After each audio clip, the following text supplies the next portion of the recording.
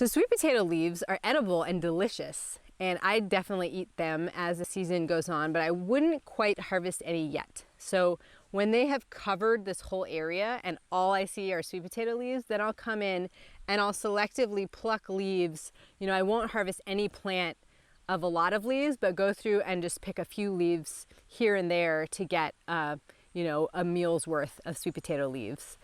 And they're really tasty, super nutritious, definitely a hot weather green that you probably haven't had a lot of experience with, but I encourage you to if you're growing sweet potatoes. But just definitely watch for that balance. You don't want to knock back the growth of the plants by harvesting so many leaves that you're, you know, ending up compromising the development of the tubers and the health of the plant. So just plucking a few here and there once they've really gotten established is the way.